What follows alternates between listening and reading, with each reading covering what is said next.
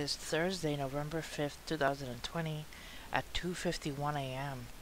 Alright guys, let's take a look at these headlines. We have 2 COVID vaccines could be ready for Christmas as NHS ready to fire starting gun on rollout. COVID vaccine could be ready for Christmas as NHS prepares to fire starting gun. What are they saying that is starting? The vaccines are rolling out, possibly, starting this Christmas. This is what the NHS is saying in England. Let's take a look at this. It says, Jabby Xmas. 2 COVID vaccines could be ready by Christmas, as NHS ready to fire starting gun on rollout. COVID jabs may be ready by Christmas. The NHS boss said yesterday the result of clinical trials are due within days, and Sir Simon Stevens said that if the vaccine is approved, he has primed GPS for a December rollout. And then it says here, read our COVID blog and latest news updates.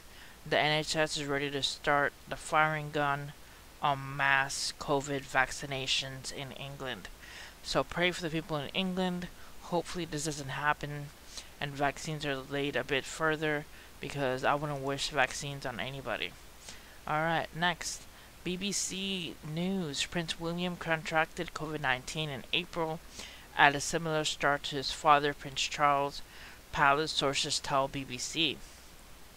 This was a news report of November 1st, but I wanted to cover it, make sure I got it on video and everything, that Prince William had contracted COVID-19 back in April, and they kept it hush-hush.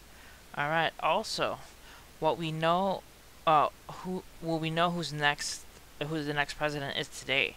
Looks like the key states of Donald Trump and Joe Biden need to get to 270 electoral college votes to win the election. So still, the election is still going. It's too early to call in a couple of states, so we're still waiting on that.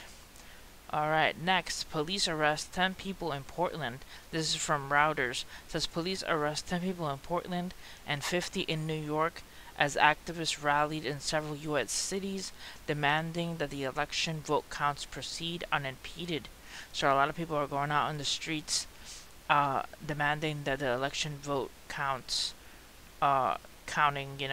continues without it being bothered.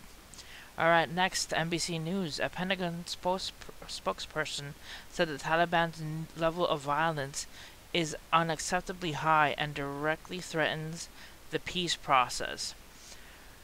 The Taliban level of violence, that's an interesting way of phrasing it. They're saying there's a lot of violence happening in the United States. It says Afghan security forces, civilians face surge in attacks, U.S. watchdog says. A Pentagon spokesperson said the Taliban level of violence is unacceptably high and directly threatens the peace process. So, it is a lot of violence in the United States right now. We gotta try to keep the peace, but there's so much discordance and just so much going on right now. The election votes being counted, people feeling cheated, other people feeling that they're right. It's just chaos everywhere in that sense. A real feel of unease and the possibility of chaos breaking out in the streets. That's what we were expecting this whole time with this election. Pray for the people in those areas that are having these experiences. It says from BuzzFeed News, sporadic clashes and demonstrations popped up in some cities across the country as the nation awaits for election results, although the streets remain mostly free of widespread unrest. So there is some unrest in the streets. Please pray for them. Alright, next. NBC News. Man who died of coronavirus wins election for North Dakota state legislature. So a man who had passed away actually won the North Dakota state legislature. It says man who died of coronavirus wins election for North Dakota state legislature. Republican David Andahall won his seat to the state House of Representatives less than 1 month after he died of COVID-19. That is amazing. That somebody who passed away, nobody even checked, they just voted for him and he won. Alright. Next, from the Independent. Riot declared in Portland as protesters smash windows. A riot was declared in Portland, Oregon, and protesters took to the streets in Seattle. Alright guys, that's what the Independent is reporting. Next, BBC News UK.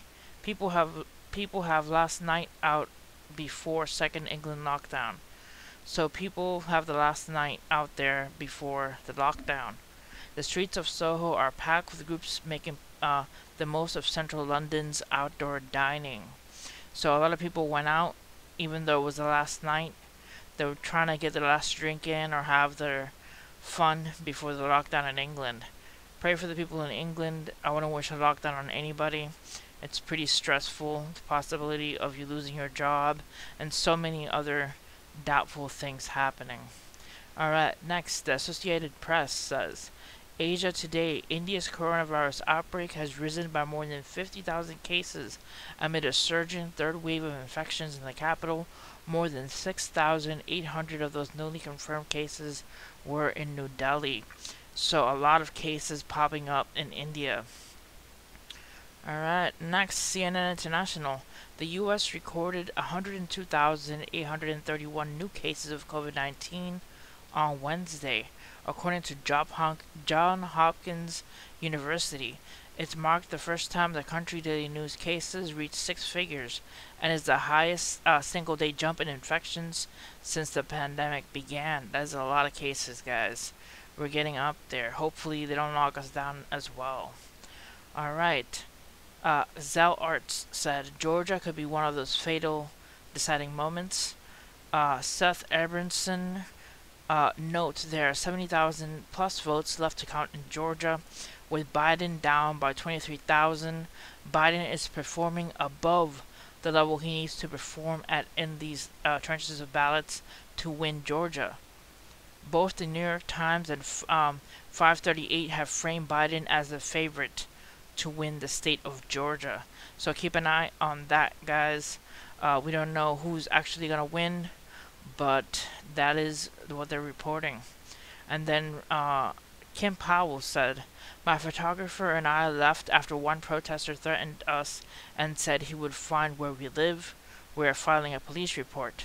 Apparently, in Maricopa, County Sheriff's deputies now ready in tactical gear inside the election center to potentially make a move on the protesters and demonstrators outside of as the crowd continues to grow in Arizona.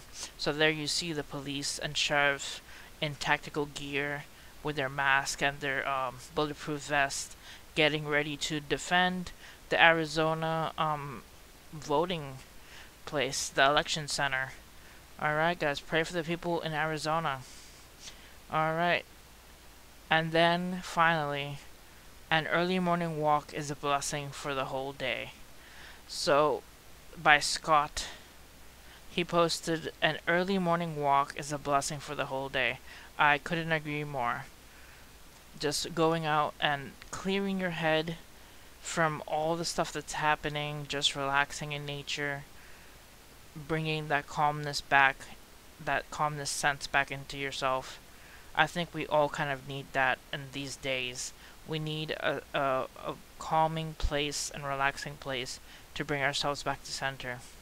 Alright guys, so follow me on Twitter. I'll leave the link in the description of my Twitter channel. Follow me there. I post a lot of stuff, a lot of news that I don't get time to cover during the videos and things. So if you are wondering why I haven't posted a video, I'm probably busy doing other things, but I randomly check into the Twitter and I reblog and post things and headlines that could be made into videos later on. So check my Twitter out, and God bless you guys. See you next time. Pray, because this country needs it right now. Alright guys, amen. See you guys next time. God bless.